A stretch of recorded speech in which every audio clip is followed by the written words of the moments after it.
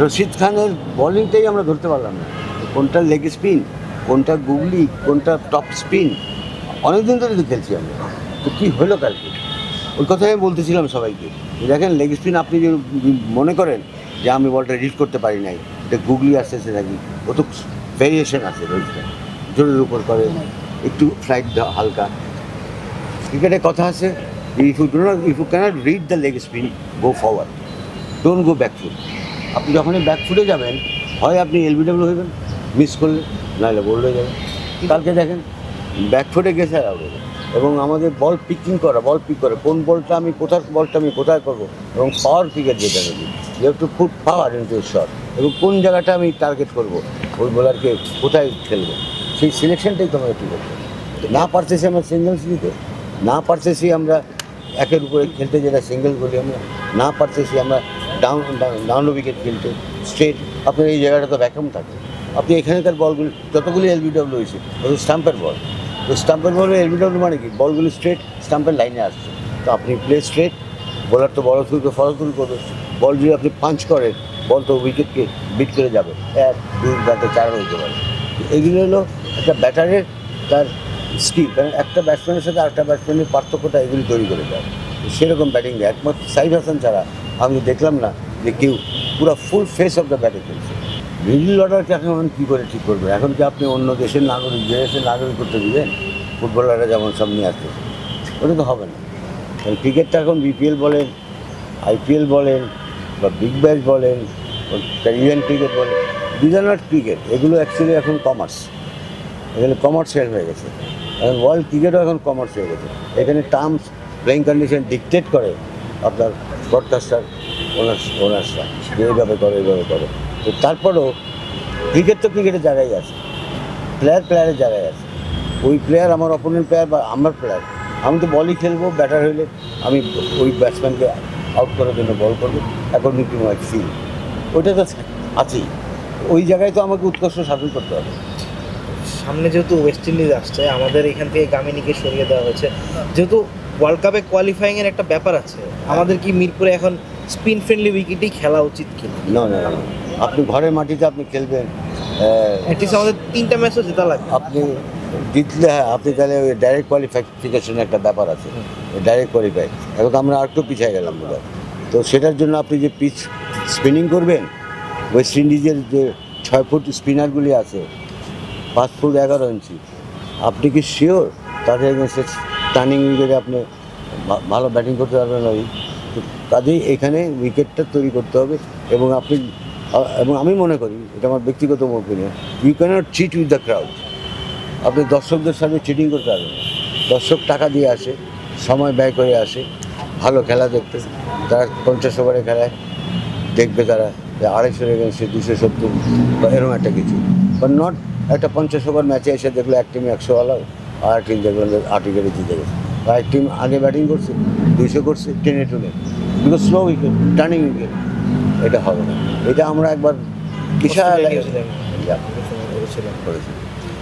মিরাজের ক্যাপ্টেন্সিটা কেমন দেখছেন এখন পর্যন্ত? মিরাজের ক্যাপ্টেন্সিটা কেমন? ক্যাপ্টেন্সি ঠিক আছে, আমি শুনছি, ও কিন্তু প্রশংসা করছে সবাই।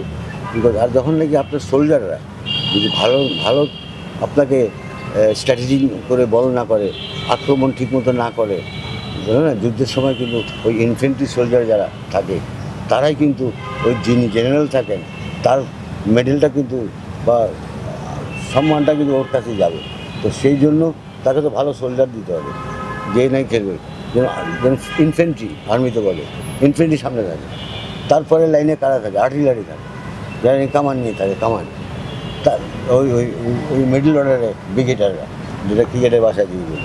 আর লাস্টে আসবেন আপনি তখন আসবে গানার্সরা, ট্যাঙ্ক বাহিনী যেটাকে বলি, আর্মার্ড কোর, তারা তখন ফায়ার করবে বুঝেছি, বড় ফায়ার। তো আমার তো লাস্টে যায় যেটা ঝড় উঠায় যে কোনো টিম, যে ব্যাটিংয়ে আমি ঠিক আছে কিন্তু আপনি শেষে যখন যাবেন, আপনার সমস্ত সোলজার সামনের দিকে, মানে ব্যাটাররা যদি সব আউট হয়ে যায় আর যদি না থাকে পিছনে ব্যাটিং করার মতন, ওই পাওয়ার প্লে খেলার মতন, তাহলে আপনার দুনিয়ার সবচেয়ে শ্রেষ্ঠ ট্যাঙ্ক বাহিনী আনা কিছু করতে হবে না। আমি এখানে উপমা দিচ্ছি ট্যাঙ্ক বাহিনীর সাথে, অর্থাৎ আপনার তো ওভার নেই, আপনার তো ব্যাটার নেই, কোয়ালিটি ব্যাটসম্যানের সব বেশি নেই। তো কাজেই এটা হলো একটা জিওমেট্রিক, ট্রিগোনোমেট্রিক ব্যাপার ব্যাটিংয়ের মধ্যে। 2 নম্বরে তো প্ল্যানিংয়ের ব্যাপার। আমাদের প্ল্যানিংয়ের ওখানে ঘাটতি দেখা পড়ছে যে কী হচ্ছে, ব্যাটারদের প্ল্যানিং যে আমি কী করবো, এটা তো কোচ বা ওখান থেকে বসে বসে মনিটরিং করতে পারবে না, তাকে বুঝতে হবে, করতে হবে। উইকেট ওয়াজ গুড কালকে, এমন কিছু ছিল না উইকেটে ব্যায়াম।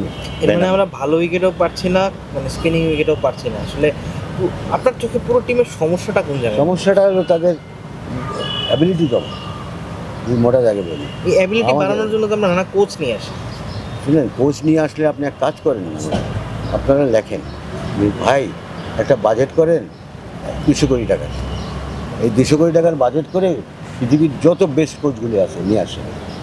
কোচটা তো খেলবে না, কোচটা কী করতে পারে, আপনাকে টিপস দিতে পারে যে এইভাবে খেলো, এইভাবে খেলতে হবে, কিন্তু মাঠে তো খেলতে হবে খেলোয়াড়দেরকে। কাজে কোচ, ইয়েস, কোচের ভূমিকা থাকে, কারণ আমাদের এখানে একটা সিনিয়র টিমে, ছেলেদের টিমে আমাদের ওরকম কোচ থাকতে হবে যে নাকি আমরা কিন্তু এখনও সেই বিরাট কোহলিও হই নাই, টেন্ডুলকারও হই নাই, বা রোহিত শর্মাও হই নাই, বা বাবার আজমও হই নাই। কিন্তু অনেকে তো ভিভ রিচার্ডসের মতো চুইংগাম চাবাতে চাবাতে নেমে যাচ্ছে। চুইংগাম চাপায় আমাদের এরা, ঠিক আছে, এটা হলো নার্ভাসনেস থেকে চাপায়, বুঝছেন? আমার সেটাকে ভুল বুঝতেছে। আমার কাছে মনে হয় ওটা কিছু না, ওটা কনসেন্ট্রেশন করে। ভিভ রিচার্ডসকে এখানে আনার কি না, ভিভ রিচার্ডসের সম্বন্ধে বলা হয় যে পৃথিবীতে শতবর্ষে একটা ভিভ রিচার্ডস জন্মায়, যে নাকি হেলমেট পরে নেয়, লিলি থমসন, এদের এগেনস্টে বেস্ট বল। আমি একদিন মাঠে ছিলাম একটা ম্যাচে, ওয়ার্ল্ড কাপের ফাইনাল, ইংল্যান্ডের সাথে 79, আমি দেখে বলটা আমার এখানে আইসা পড়ছি, লাস্ট বল, ওয়েস্ট ইন্ডিজ স্ট্রাগল করতেছিল, পরে স্মিথ এবং ভিভ রিচার্ডস তার আস্তে আস্তে আস্তে পার্টনারশিপ, ভিভ রিচার্ডস তার স্বভাব ছিল খেলা করে গেছে। লাস্ট বলে ইয়র্কার বল, ভাই একটা ইয়র্কার বলকে সে এখান থেকে ধরলো, খালি লিস্টেড ফ্লিক করলো বলের স্ট্যান্ডে, একটা বগলে দিল, চুইংগাম চাপাতে যাবে দিচ্ছে। আমাদের তো চুইংগাম চাবাতে চাবাতে রান হচ্ছে না, এটা আমার মনে হয় আমার ওয়েস্ট ইন্ডিয়ান চুইংগাম লাগবে।